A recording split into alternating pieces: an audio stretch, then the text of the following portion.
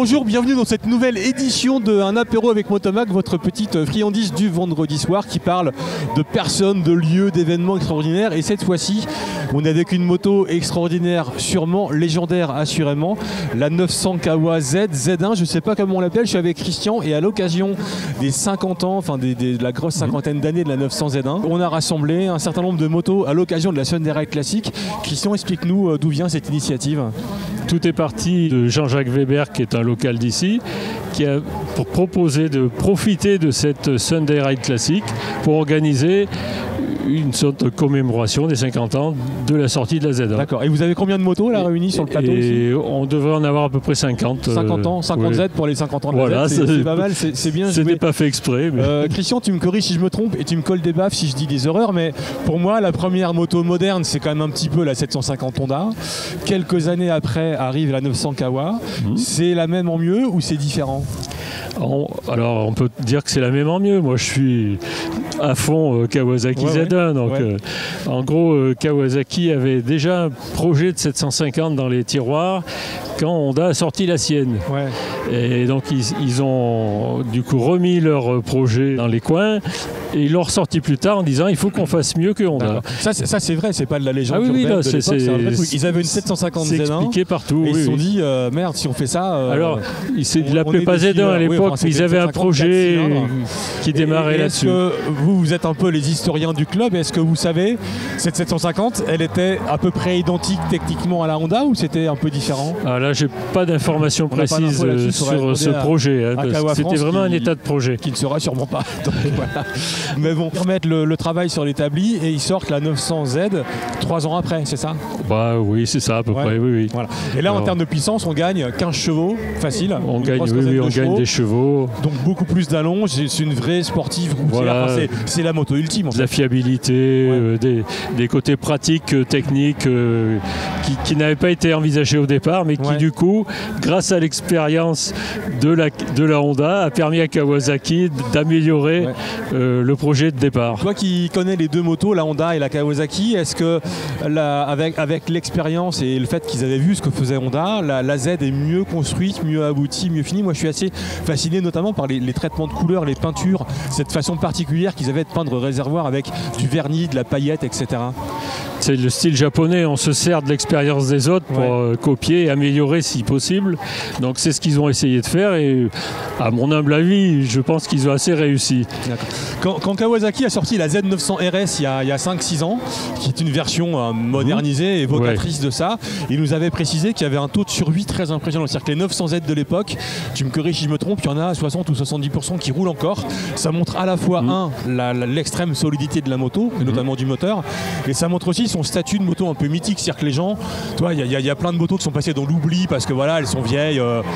À un moment, on passe à autre chose. Et la Z a assez vite acquis ce statut de moto qu'il fallait conserver. Il y a plein de paramètres qui font que justement elle a été appréciée et qu'elle survit, appréciée par effectivement les couleurs, la forme, l'esthétique générale, l'aspect pratique les performances, et technique, les performances, la cylindrée. À l'époque, le 900, c'était pas envisageable pour beaucoup. Et finalement, ça a très bien marché. Le moteur est très fiable. Donc ça permet d'aller très très loin avec ces moteurs. Il suffit de changer la distribution quand même. Vous avez des exemples de motos qui ont des centaines de milliers de kilomètres Première balade qu'on avait fait en Auvergne, il y a un type qui est venu nous voir avec un sidecar. Il était attelé sur sa 900. Elle avait 180 000 km. D'accord. Avec sidecar.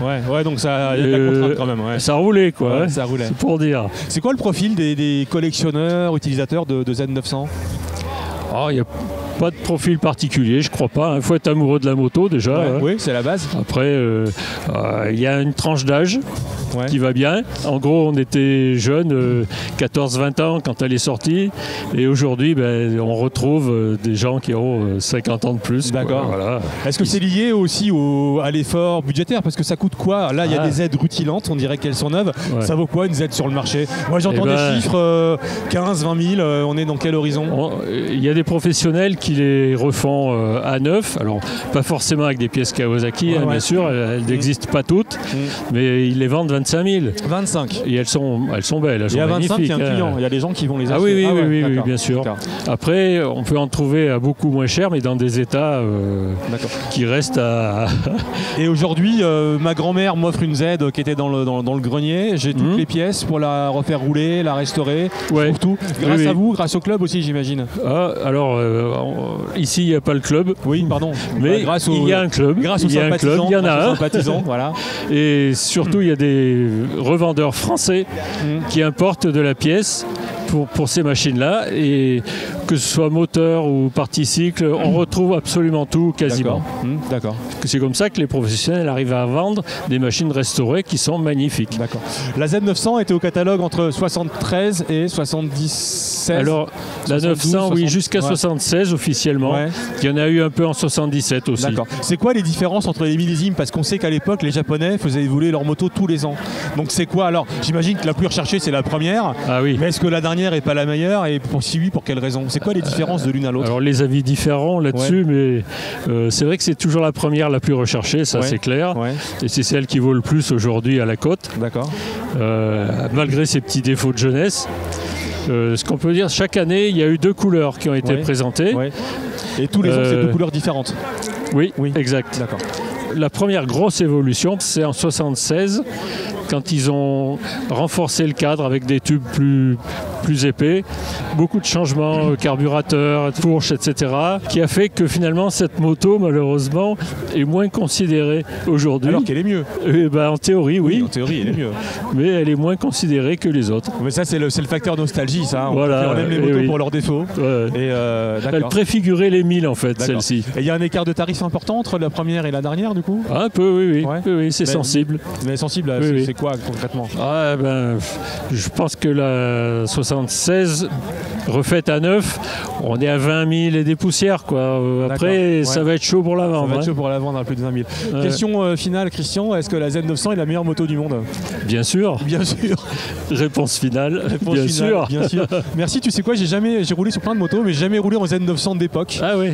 Faudrait qu'on organise ça, c'est possible. C'est agréable. Et on en prend une nouvelle, on vient avec Fred qui est derrière la caméra. Merci Fred. Et puis on se fait un petit truc historique sur Z900 maintenant, avant, etc. Pourquoi pas? On peut en région parisienne? Oui. On peut trouver ça? Alors il y a toujours le club bien sûr, qui est plutôt basé sur Paris qu'ailleurs. Donc il y a toujours moyen de prendre contact avec eux. On va essayer de faire ça. Et sinon, effectivement, moi j'ai des contacts aussi, il n'y a pas de souci. Tu me demandes, il n'y a pas de souci. On va essayer de faire ça. Merci Christian, et encore bravo pour avoir co-organisé cet événement. Et je crois malgré tout que tout le forum, c'est quand même ton travail derrière. Donc c'est un boulot de suivi, une mine d'informations, et ça permet aux gens qu'on les aide de continuer à les apprécier et à les faire rouler. Va-t-il passer devant la caméra? Non, il s'est retenu au dernier moment. Bravo. Merci cher monsieur. Merci Christian pour cette émission. On se retrouve bientôt sur la chaîne YouTube de Moto Magazine. Bisous, soyez prudents en 900Z comme avec autre chose. Merci encore. Et profitez bien du soleil, le Ricard, des Z. Ah ouais. What else, hein? Oui. C'est pas ça. Rien de mieux. Voilà, bien mieux. Merci Fred.